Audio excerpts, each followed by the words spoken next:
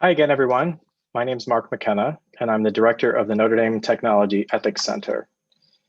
Along with my colleague, Elizabeth Renieris, the director of the Notre Dame IBM Technology Ethics Lab, I'm very happy to welcome you to today's installment of our Spring Speaker Series. As those of you who've joined us for our previous talks will recall, this series focuses generally on the role of technology in promoting mis and disinformation. We've had a range of speakers, some academics, activists, practitioners, with a variety of different perspectives. Today, we're lucky to have two more leading thinkers in technology law and policy, one academic and one activist practitioner, and they're going to discuss the toolkit for addressing problems like mis and disinformation, and especially the importance of interdisciplinary teams. So I'll first introduce Ryan Calo, and then Elizabeth will introduce Mutale Nkonde. Ryan Calo is the Lane Powell and D. Wayne Gittinger Endowed Professor at the University of Washington School of Law. He's a founding co-director of the interdisciplinary UW Tech Policy Lab and the UW Center for an Informed Public.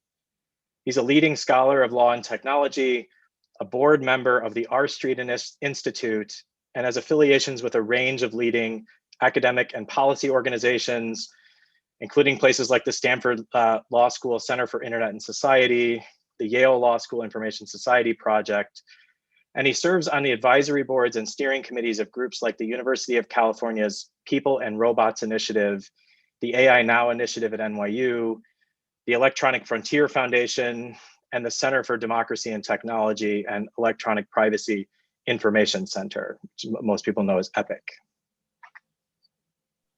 And Mutale Nkonde is founder and CEO of AI for the People, a nonprofit creative agency that uses journalism, TV, music, and film to challenge existing narratives about technology. She's an activist with a background in journalism and legislative policymaking. Mutale has worked on key technology-related legislation, such as the Algorithmic Accountability Act, the Deepfakes Accountability Act, and the No Biometric Barriers to Housing Act. At present, her work is focused on the intersections of race, technology, and justice, artificial intelligence, and perhaps most relevant to this speaker series, organized mis and disinformation campaigns, particularly those targeted at Black and minority populations. Mutale is a lab-sponsored fellow at Notre Dame's Institute for Advanced Study. She's a fellow at Stanford's Digital Civil Society Lab, an affiliate at Harvard's Berkman Klein Center, and her work has been featured widely in the New York Times, Harvard Business Review, and Fast Company, among so many other outlets, and we're so delighted to have Mutale with us today. Well, thanks very much to both of you guys for being here. This is a really great conversation I'm looking forward to. So we're going to do this kind of Q&A style, and maybe alternating who's asking the questions. But I first want to just let the folks watching know that in the chat, you have a link that you can send in a Google spreadsheet to send in questions. We'll leave plenty of time at the end for audience questions, so please do use that and send them in. Okay, so Ryan, I'm going to start with you. And as I mentioned before, and as you and I have talked about, this series this spring has been focused on technology's role in promoting mis and disinformation. And I know that's a topic you guys have been working hard on at the Tech Policy Lab. And I wondered if you could just start by telling us a little bit about the work you and your colleagues have been doing. Sure. Well, thank you, Elizabeth and Mark, so much. And Mutale, so great to see you again. I really admire your work a lot. So we have an interdisciplinary center here at the University of Washington called the Center for an Informed Public. And it's the mission of the center is to study and resist disinformation and misinformation. And the center bridges a number of different disciplines, but most prominently information science, human-centered design and engineering, and law, although we have affiliates in everything from biology to computer science to communications and so on. A lot of the work that we do is research, just trying to get a sense of what is going on, right? And so that will be a function of just getting access to enormous volumes of tweets, for example, or really getting into different kinds of environments and figuring out empirically what's going on. But we're also really interested in translating our insights into education, into policy, and so quite a lot of our focus goes into figuring out how to train folks to be better at understanding disinformation, to try to figure out how to provide disincentives and to try to prevent disinformation and so on. But a lot of what we do has been research focused. And so what have we been doing over the last year? We've been around for about a year. Is we've been putting out academic papers. We're doing things like Misinfo Day, where we get hundreds of high school students in and we talk to them about tools to do this. We've been doing a series with NPR, KUOW, where each of our PIs has talked about our lens that we approach this issue. So a lot of different activities, and yeah, so it's been very exciting. It's been quite a time to launch.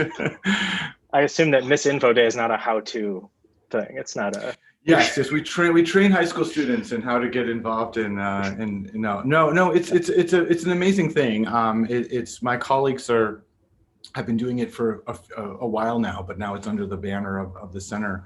People like Jevin West, my colleague, and Emma Spiro, and it's amazing. It used to be in person, now online, but you just get these smart, eager, great students and you try to talk to them about, how do you know when something is likely misinformation? How do you not be part of the problem? How do you check your instincts to share it? How do you help to convince people that what they're seeing is not right? It's just giving them a critical toolkit, which, frankly, I think, and I bet Mutale agrees with this, but I'll let her to say for herself, but it's like, we have to be doing education from, like my colleague Kate Starber talks about, K to 99, you know what I mean? Like at all levels, but it seems like high school is a good place to start to focus, because they're starting to have those critical skills and they're confronting an unbelievable misinformation environment.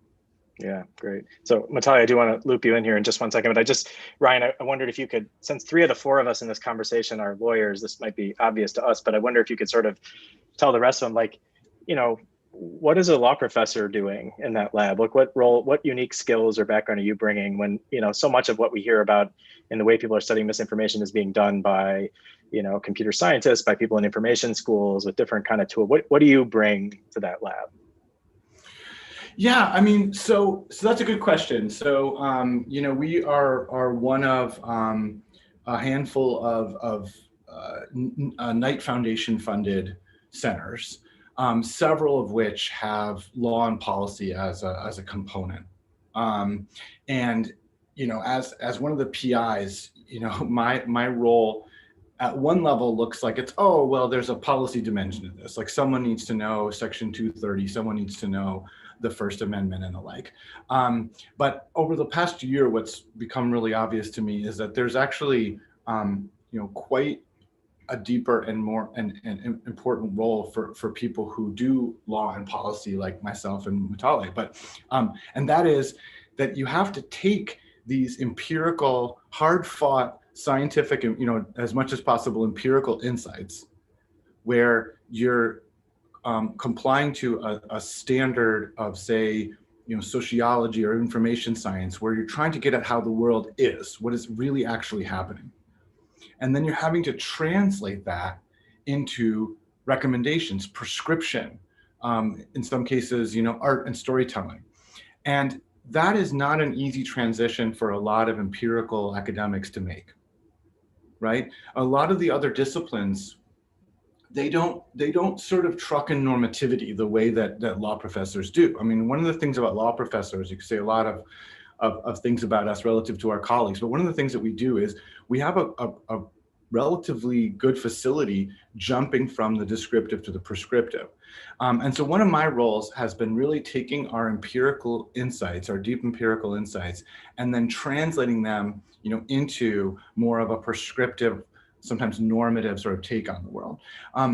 Another component of that is now I'm getting involved earlier and earlier at the research phase of the center, trying to help us frame our research questions in such a way that that plug more directly into ongoing conversations in policy. In other words, we everything that we do at the center, it's academic interest. It's what the PIs are interested in, what our postdocs are interested in, what our students are interested in. But when we go to do a project, we think a little bit about how to frame it in such a way that the answer will help to answer a puzzle that policymakers have and overcome a hurdle that they might be running into. And so, I've really enjoyed that aspect of it. And it turns out that law professors are not terrible at that. They're not law professors as we don't do a lot of interdisciplinary research necessarily, but when we do, one of the things we're able to do is, we train our students to get a sense of a very complex set of issues to be able to well enough to be able to persuade and argue about it, right? So we have a facility with trying to get our minds around a new context in an efficient way and talk about it fluidly, right? And then in addition, we're really more so than almost any other discipline, we're really interested in bridging that descriptive to prescriptive barrier. And those are two advantages I've found have come in to play in the center. Great. Elizabeth, you want to jump in?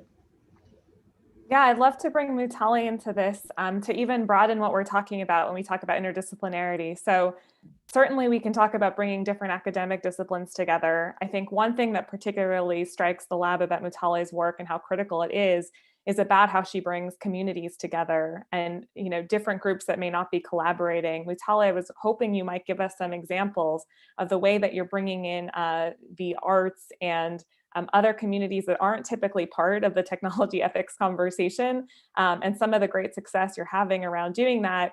For example, I know that we're aware of your advocacy around Ban the Scan and the amnesty campaign that you're working on. So please feel free to share more about the work that you're doing in that regard. Yeah, sure. And hi, everybody. Thanks for having me back. And I love any opportunity I can get to be with my colleagues at Notre Dame is always a pleasure. I am going to answer that and just give a slight hook to what Ryan was saying as well in terms of the importance of lawyers actually in this work and people who are policy thinkers. So AI for the People, which is the organization I run, start to think about race-based disinformation around Ryan. You were the first person I actually talked about with the race project.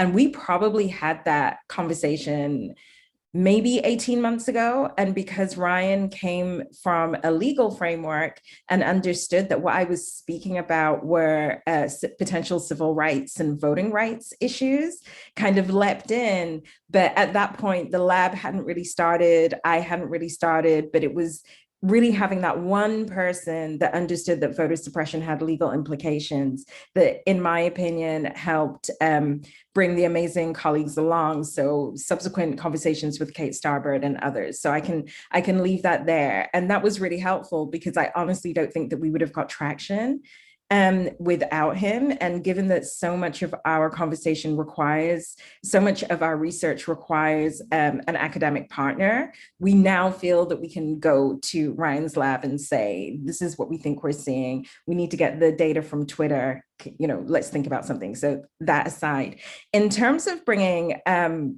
arts and culture in. So I'm coming from a journalistic background, and everything that I do and the reason that I exist on Earth is to make sure that the quote unquote trained by the BBC average person would understand this. So for the last 20 years, I've been telling stories about everything from why feeding antibiotics to chickens is really bad for us because it seeps through into our systems. We won an award for that, through to why people shouldn't play football or rugby. I was in the UK at the time, rugby, because if you hit your head too much, you're not going to be able to think, through to eventually technology. And so when I was coming to this work, I was really coming through the lens of, if this cannot be understood by the ordinary person who then is going to have agency in their own life to intercept, because as Black communities and as minority communities, we don't have the same level of trust in the state and policy systems that we're going to be protected, that we actually have to intervene way earlier than it would take for a law to be passed or for people to even think that race-based disinfo is a thing. And the reason that I chose art and culture is that in terms of being a translator, we were very concerned that so much of the advocacy that's going on in this space and so much of the research that's going on in this space is really about the sky falling down. Like, oh my God, there's disinformation, the Russians are coming, we're gonna get, another bad president. And that is not how we galvanize people to action. We actually want to galvanize people to action through hope, through joy, through curiosity, and through hopefully having some fun. So gamifying people into becoming warriors for truth, right? How do we get people to self-identify as defenders of democracy in our work, or defenders of the truth, and then act on this? And this is really a strategy that we came to by colleagues at the New Georgia Project and others as we were in conversation about race-based disinfo. And I'll never forget Insane Foot, who leads the New Georgia Project, saying, culture is going to beat strategy anytime. So if we can find a way to tie an existing narrative in the way that Ryan describes to a disinfo intervention, then we're going to get the eyes of the people. And so we did two things. I can certainly talk about Ban the Scan, but in terms of disinformation, we partnered with MoveOn.org, who are a large progressive organization during 2020. And we were very specific about going to Philadelphia because that's a majority Black city within a swing state. And we were interested in some of the narratives, online narratives, that we could find that were being targeted to folks in that city. And our PI on that particular project was from the State University of Buffalo. So working with their lab, got access to the Twitter host. And then we were looking for specific instances where Black people were being told not to vote at the presidential level. We didn't care about the whole ballot as much as we cared about that part of the ballot, even though we probably, given the insurrection, looked a bit further down the ballot too, but that was our target. And then we made videos. So we figured, how can we inoculate Black folks in Philly? So we found what we called micro-influencers, which were essential workers, some of whom had had COVID, people that were working in coffee shops, people that were in religious communities. We told them that COVID was, we didn't tell them what the disinformation narrative was because we didn't want to further spread that. That's a strategy called strategic silence, which our colleague Joan Donovan and Dana Boyd have written about extensively. And we just asked them to think about an alternative. We were basically like, alternatively, what matters to you? And it was COVID. And we developed 5 in-person videos across the city of Philadelphia. We tied them to music and narrative, and they went viral. And they ended up getting higher levels of engagement than the disinformation hashtag that we were following. So that's just one very discrete example of how when people who recognize each other as being credible, people who are invested in something changing, and the change we were looking at, the change we were pushing up against was the US election. But more importantly, when the people who are holding the expertise are not just white people or white academics, but your regular person on the street, we're really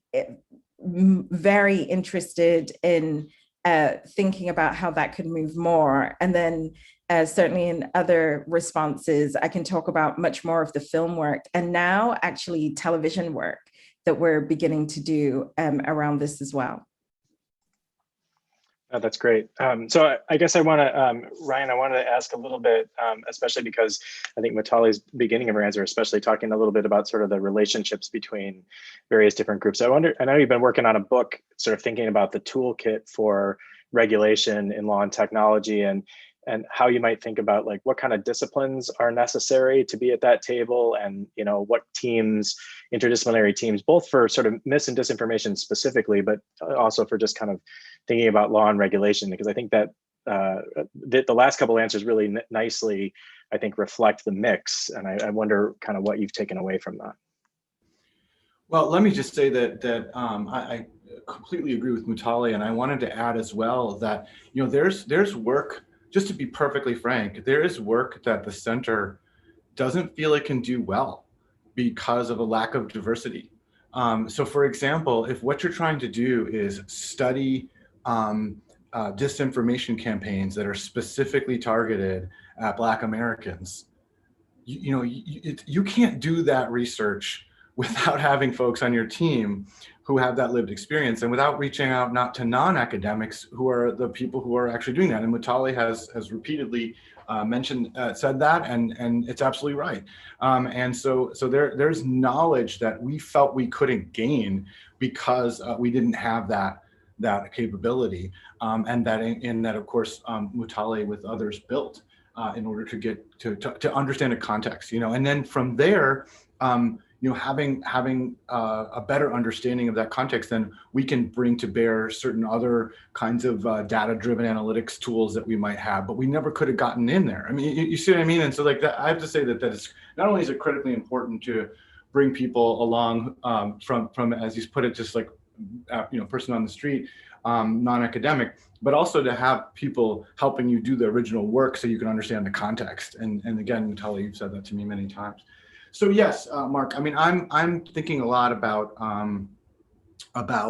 how to bring a little more rigor, a little more consistency, a bit of a methodology to law and policy analysis around technology, because it's been my experience over the last decade that at least with legal academics, that almost every law and technology project seems sui generis. It's just like I've come to this place where now I want to talk about the effect of augmented reality on contracts. Well, why augmented reality? Oh, I don't know. It just seems important, right? Well, why contracts? Well, that's what I work on contracts. You know what I mean? And so like, okay, so you come up with a set of recommendations. What's your normative baseline? Are you trying to restore the status quo ex ante that augmented reality has displaced? Do you have some other normative vision? Do you think that augmented reality can bring us to a place where, if anything, we have a greater obligation for some particular values? And so what I'm trying to work on is how to approach technology and legal analysis. And to me, that is really best done in an interdisciplinary mode, because it involves steps that different disciplines are better at. So for example, the first step of the methodology has to do with carefully defining the technology under examination. In particular, what about it is definitional and what about it is contingent? So we talk about augmented reality. We don't just take whatever the current most popular instantiation of augmented reality might be. Rather, we ask, how does augmented reality differ from previous and constituent technologies like the tablet or the computer or whatever it happens to be? And that often requires people who are working in that space and understand the technology non-contingently. The next step, and I won't go through the whole thing, but just as another example, the next step involves understanding what that technology changes about human affordances. That is, what can people do now they couldn't? What can't they do? What do they do differently?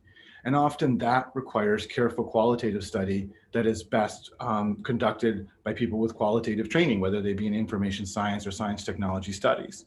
And it's only a few steps later when you get to the systemic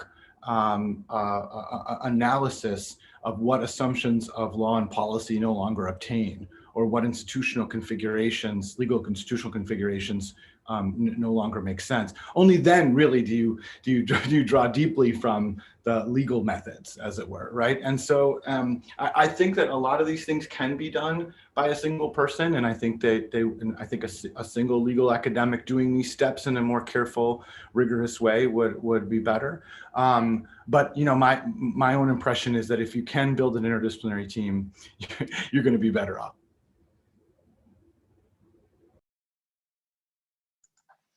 Yeah, so Mutale, I think your description earlier of your kind of engagement with some of these labs, I think reflected a lot of the themes Ryan was talking about. So I wonder if you could just, elaborate for us a little bit about like, how is it when you're doing your work, when you're doing it, what are the points of contact between you and organizations like Ryan's lab or like the technology ethics lab here at Notre Dame? Like where do you find it most fruitful for you to fit into that interdisciplinary process?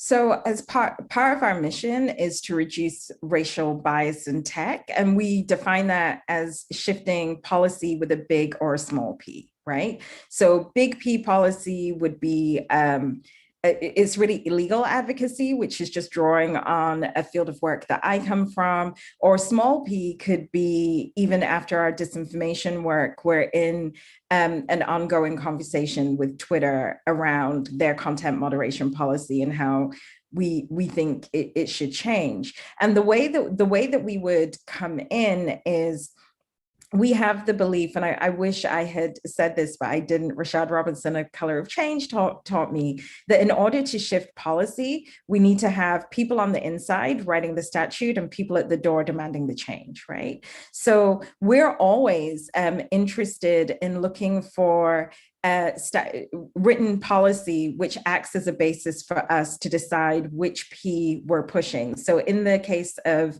in the case of the Ban the Scan campaign and some of the work that we're doing with facial recognition here in New York State, what we're looking at is we're a justice-based organization. So we're not interested in informing rights unless those rights are going to break down other systems of oppression for the most marginalized. So when we're looking at facial recognition, we're not just looking at the technology itself and saying whether it should be banned or whether it should be a moratorium, even though I do have huge opinions around that and you can read about that, but we're looking at the system of policing. And we're looking at, as a system of policing, what do we actually want to do to make that a fairer system for everybody in this country? And where we would go to a lab is we would go to them and say, we're interested in looking at the system of policing. Our lens is how policing is becoming a technical project. Our interest are biometrics. And in the case of New York, the S79, which is a Senate bill, has ended up being our target. The reason that we went to S79 is the first provision of that bill is to ban police use of facial recognition. Biometric technology in the state. The second provision is to then have a statewide task force to decide if and how these technologies should be used in the future. And then the third is a sunset clause. And as a justice-based organization, we looked at that statute and we said, you've 10 out of 10 for provision 1, 0 out of 10 for provision 2, because those task forces tend to be taken over by pro-police forces. And before we know it, the task force would have said, we really need stingrays and we'll be back. So then we would run to the ethics lab at Notre Dame or to Ryan's lab and say, we have this idea, but how do we look to move this towards making sure that police forces in New York, in this case, cannot use military grade information weapons against civilians. And we would then look to other statutes, like Virginia have just passed a law that we're really interested in. New Orleans have just passed a law that we're really interested in. And it's in that back and forth that we do our best work with legal practitioners in this area. The reason I'm so excited for Ryan's book is that it's really, really, really touch and go. I've been doing this advocacy work now since 2014, 2014. And we had some good people. We were really, I read Danielle Citron's name somewhere about 5 years ago. I don't know where. This is before this was MacArthur Genius, Danielle Citron. This is when, Danielle was a law professor. And she said, she put me in touch with Marianne Franks. And I said to her very specifically, we're interested in content moderation. I am not interested in litigating Section 230.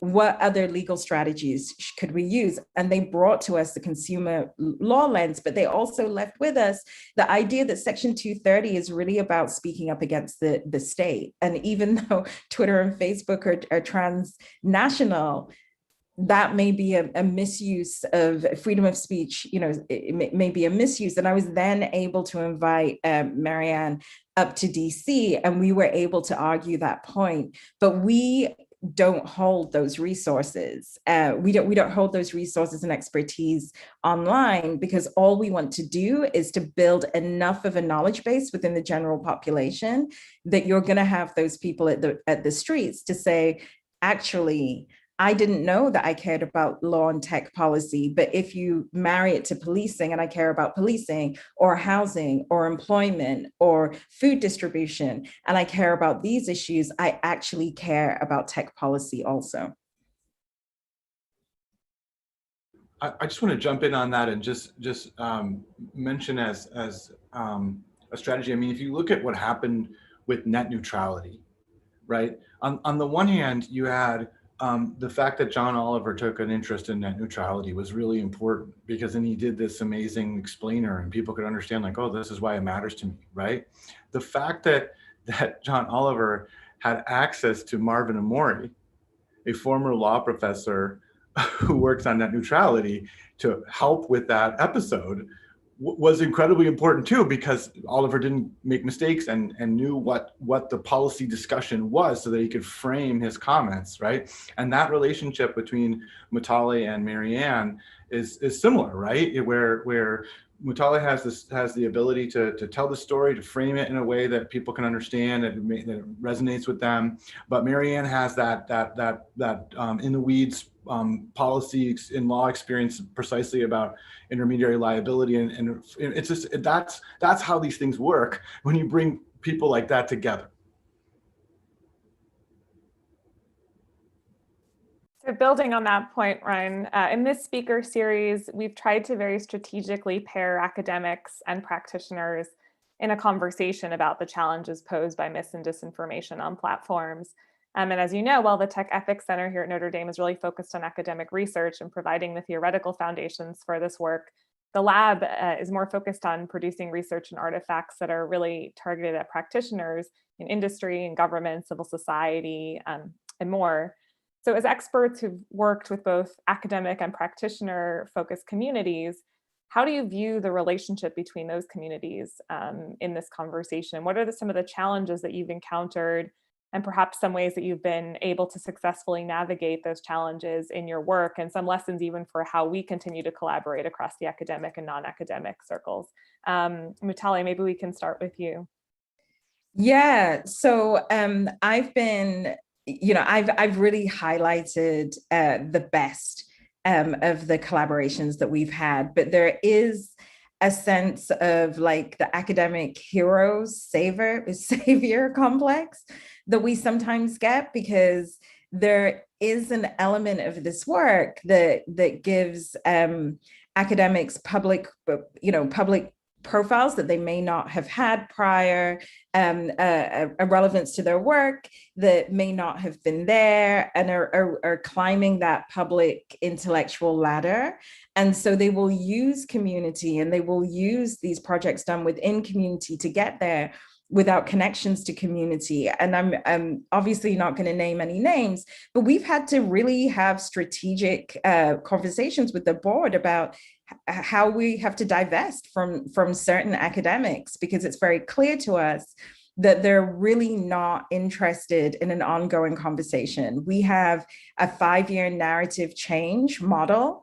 And for the first 2 years are, we kind of build credibility for the issue. Once we have credibility for the issue, we then build community around that issue and try to, and that's often where we'll get the labs involved and say, this really came up, and this is, you're not having a voter suppression conversation without understanding data sets. How can we in the, coming to 2022, 24, how can we collaborate together? And I have to say, Kate Starbird, just as an individual, not as a person in the lab, is someone who was like very quickly, along with Renee Dinesta over at Stanford, very quickly reached out, and they were like, what's the next step in this? So that would be an example of building that community, because they know that we can't get access to some of the basic data without an academic partner. But they're also not coming to try and lead us either. They're literally coming in as a resource. The third part, once we've socialized it, is to do another experiment, but increase the field. So instead of one city, we might go to 3 cities, 5 cities, a state, whatever. We then want to show a proof of concept. So we're only in our 2nd year, but year 4, we would love to start writing reports with our partners to say what we've seen over the last 4 years, and then be very prescriptive in a policy discussion, because what we have at AI for the People is access to Congressional Black Caucus, AI Caucus, Tech Accountability Caucus, and others who we've been in relationship with over the last 10 years, and then bring in this work that we've been doing with the Academy. And then year 5 is actually divesting. We want to have built enough capacity within that community that we stand back. And that really requires a level of humility that the tech industry generally doesn't have, and the academia doesn't always have. And so we're beginning to try and choose our partners really carefully. I mean, full disclosure, Ryan is a friend of mine, a dear friend of mine. I really appreciate that we have the relationship we do. But even in the act of writing the book, he's not coming in to save Black people from the internet. And there are people who really believe that that's their goal in life, and that's sad. Yeah, I mean, I don't have the same lived experience, but I have witnessed the dynamic that Mutale is describing. I mean, so one of the things that has been really influential about my own thinking in this area has been something that Mutale wrote actually with Daniels and Muir about advancing racial literacy in tech. In an ideal world, what you would do is co-production. That is to say, you'd pick the things you're looking at and the ways that you're doing it and the outputs. All along, what you would do is you would work with the communities and for the communities you're interested in for whom you're interested in addressing the issues that they're facing. At the Tech Policy Lab, we have not done that as much as we might, but we have recognized that there is a sense in which tech policy recommendations themselves, things like white papers and outputs and whatever they happen to be, tech policy tends to reflect the mainstream.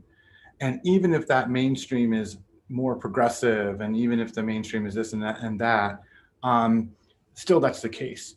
And so what we developed was a formal method called the Diverse Voices Project, in which we take our early stage policy recommendations and we convene experiential experts from different communities that might be affected by it. And then we present them the issue, present them the document, we ask, what's broken? And so that might mean that we talk to people living with disabilities. We might talk to folks who have been formerly incarcerated.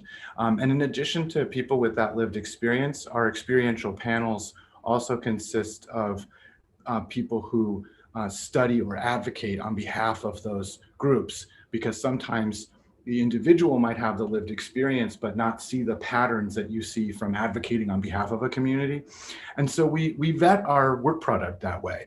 And I can tell you just from experience that it is objectively greatly improved the work product of the lab to go through these processes.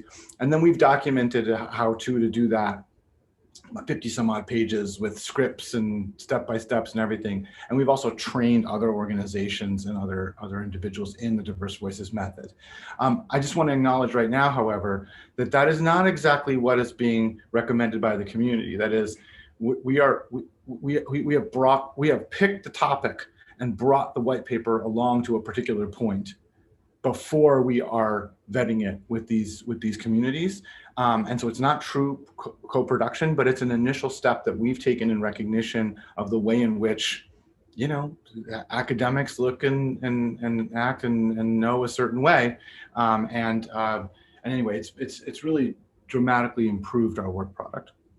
And just very quickly, one of the things that we found, and this is what I think the lab I'm hearing is going on with you guys at the lab, Ryan, is that you have a great idea, you put it on paper, you hit community, because we're a communications firm. We are not a civil rights firm. We are in service of translating this research, right? So we found that we have to do a lot of world building, because just because I've been speaking about facial recognition for God knows how many years, it doesn't mean that anybody in the communities that I'm interested in, you know, Black and Brown communities specifically, are thinking about these issues, because there are closer quality of life issues that they are more interested in, specifically around COVID.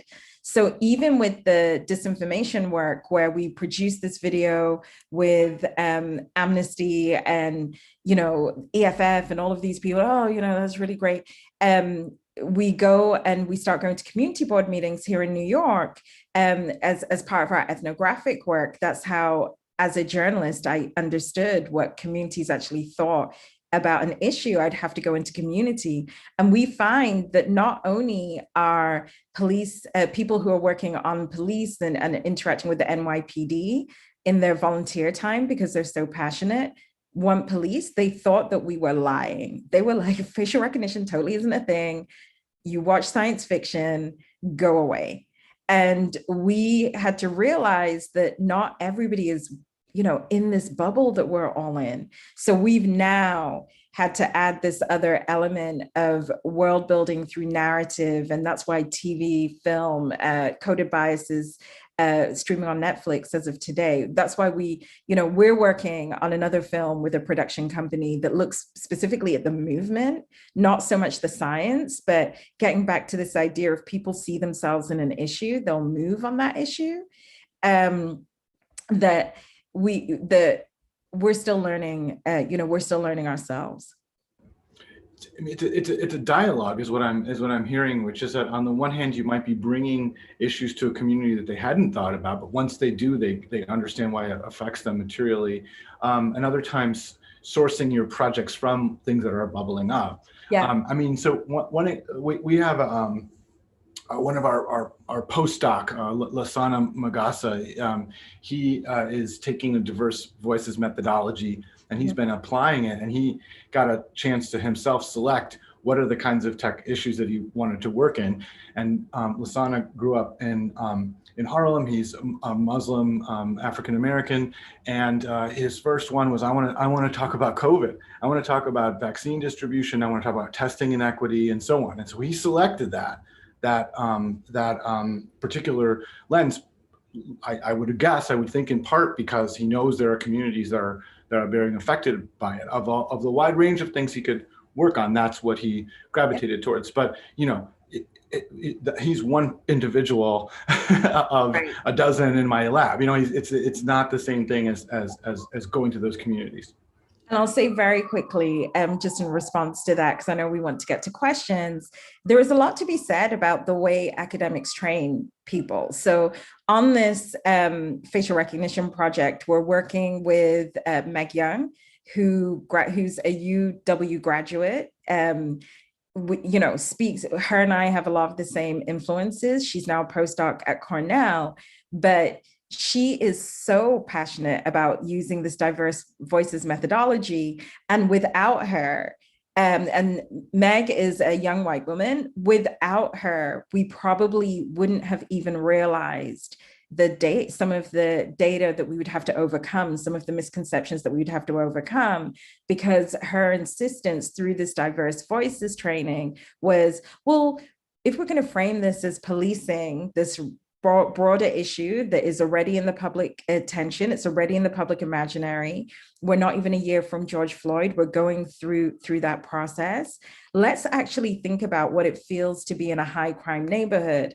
And, you know, I just don't live in those areas. And it was really interesting And I hope that more labs and more institutions really offer that opportunity for this type of critical work, because ultimately our mission is to get legislation passed that is going to protect the most vulnerable people, but we need to do this foundational work first.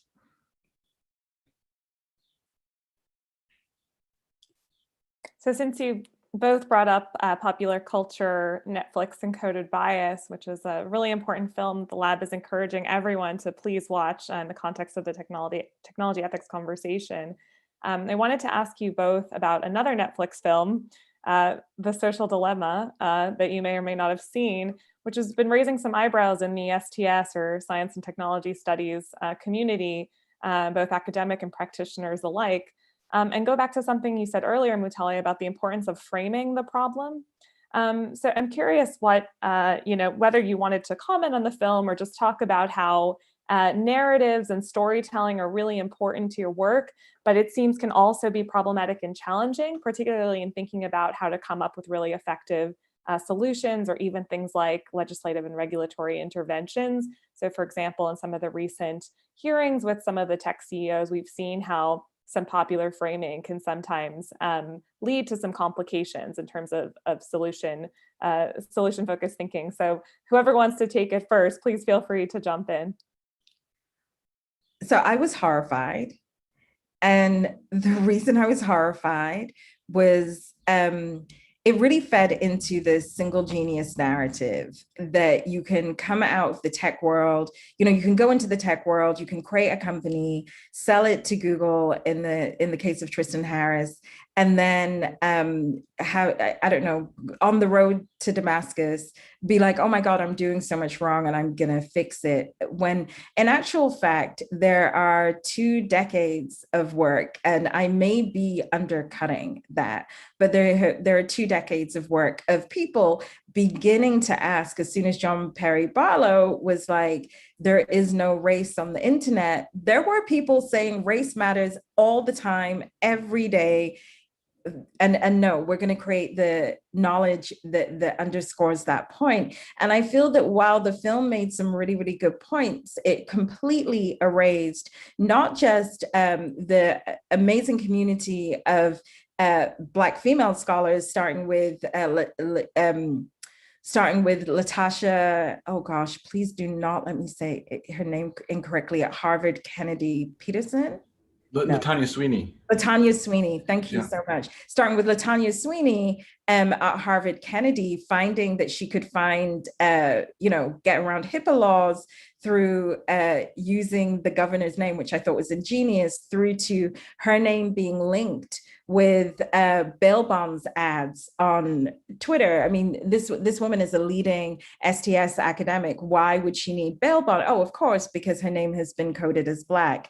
Through to much more recently, Ruha Benjamin's seminal book, Sophia Noble. Joy hasn't done that much academic work, but certainly Timnit through her work at Google, which ultimately got her fired. And I'm always very proud to let people know that Timnit did ask them all to read Advancing Racial Literacy in Tech, and they said there was no racism at Google. So make of that what you may. But it really erased all of those people and all of those perspectives, and then the incredible policy and advocacy work that had been done with legal scholars, specifically those that were not considered to be at the upper echelons of the legal scholarly world, and were much more interested in listening to minoritized communities and women like me who were saying we can't ask if people's 13-year-olds use Facebook. We need to really, really think about how can we fundamentally shift. So I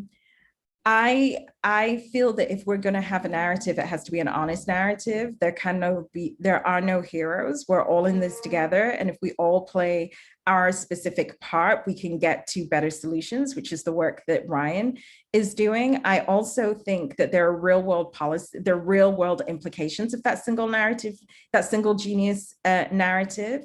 And we've seen it as Tristan Harris is repeatedly called to give testimony, and that be entered into the congressional congressional record when it was a very, very narrow view that was given. And then from a funding perspective, I don't know if people were watching 60 Minutes yesterday, but Darren Walker, who leads the Ford Foundation, was really speaking about the type of investments that Ford are making, and they invest in this area, and it becomes really easy to do what I call social justice washing, which is very much like tech washing, where you say one thing, you co-opt other people's work, and then you get all the funding. And that just further marginalizes people who are the most impacted. That was a lot. So I'll let you go, Ryan.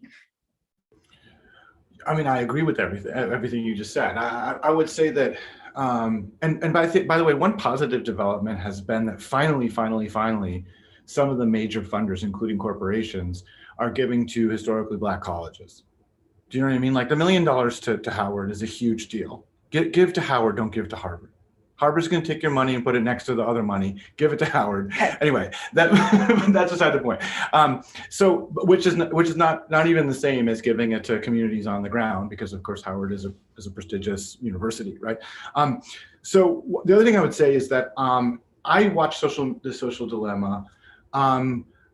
It's easy to poke fun at it, because it is so sensational that it in fact uses some of the very same kinds of techniques that it criticizes, you know, in order to dramatize for you how scary some aspects of social media are.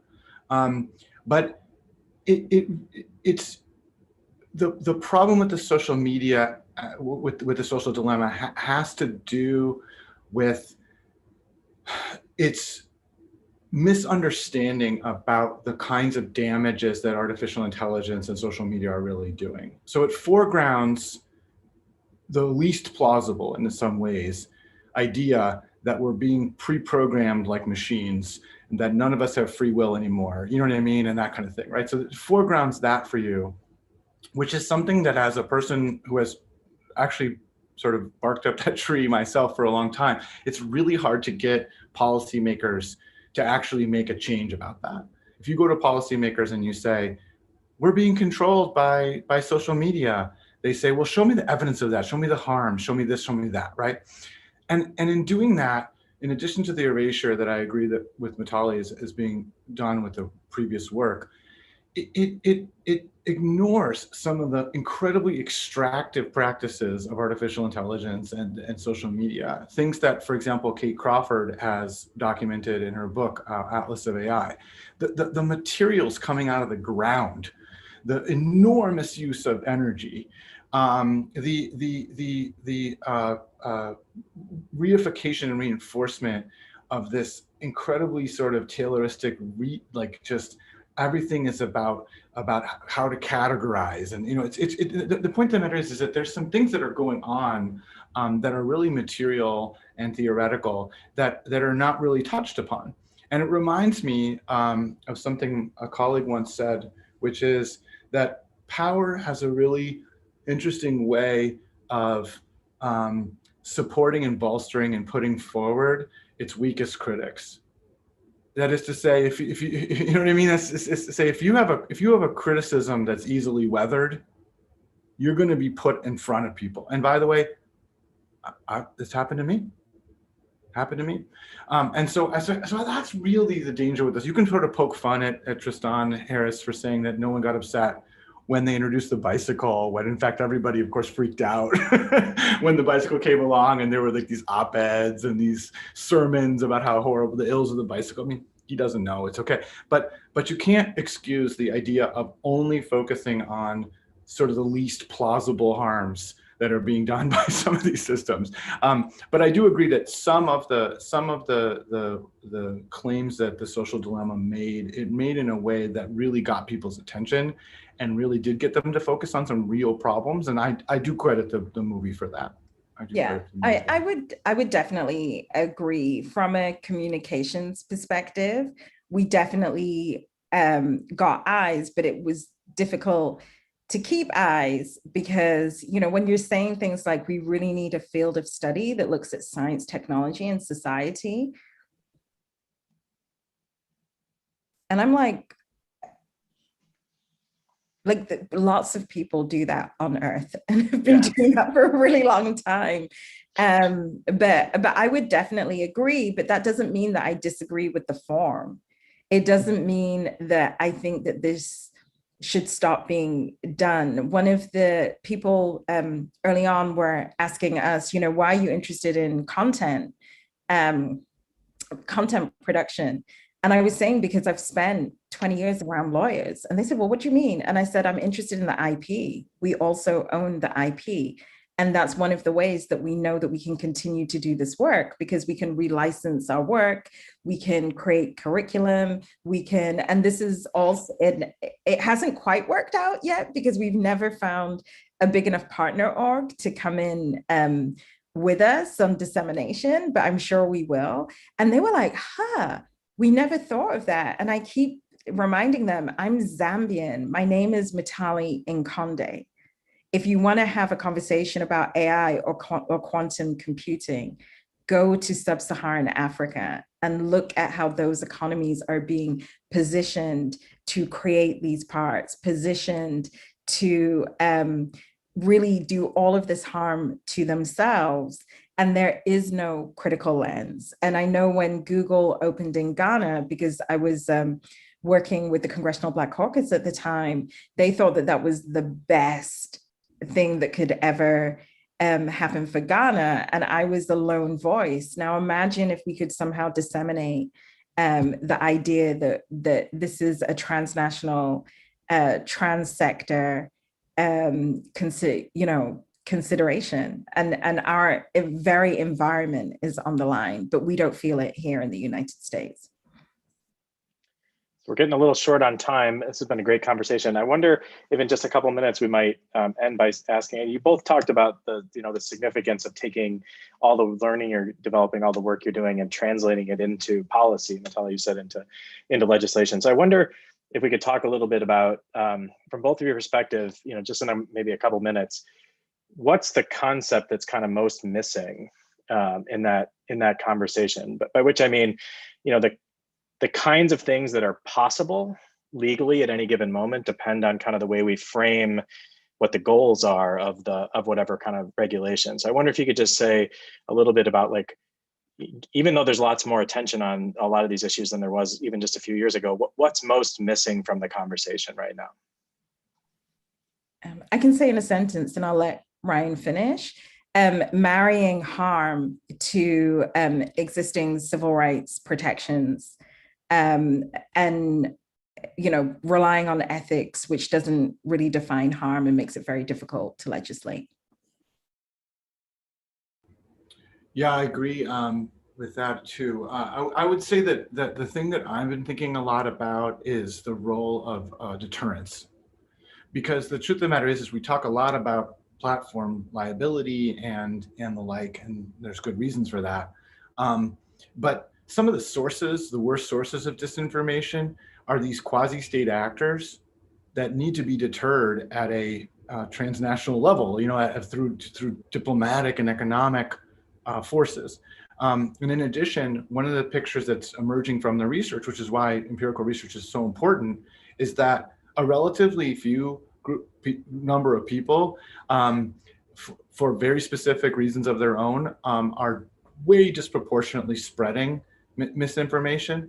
It's like you can identify this sort of handful of people that cause it to really spread. And some of their reasons have to do just as much with selling vitamin supplements than they have to do with democracy or their view about freedom or something like that, right? And so I think we really need to be honing in a bit on what are the incentives of the people that are creating and spreading disinformation, who are roughly identifiable, and how do we get them to stop using legal tools? And I don't think we talk about that enough, because I think I think lawyers often assume that there's no move that can be made because of the First Amendment. I don't think that's right.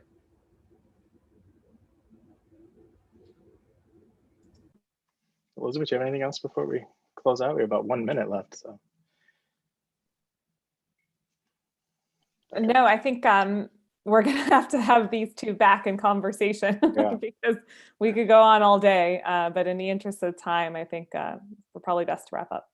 Yeah, well, actually, thank you. It was a really great conversation. I think you guys illustrated a lot of what we have been thinking hard about in terms of the way that, the center and the lab work together, and that the engagement that we have with lots of different kinds of communities. And you guys have been ahead of us in that respect, and have given us a lot to think about. So I really appreciate you both being here. So thanks to Ryan Calo and to Mutale Nkonde. Thanks to Kelly Mitros and Nicole Mackley for all the organization, and the team at ThinkND. And hopefully we'll see you guys next time. Thanks very much. Thank you so Thanks, much. everyone.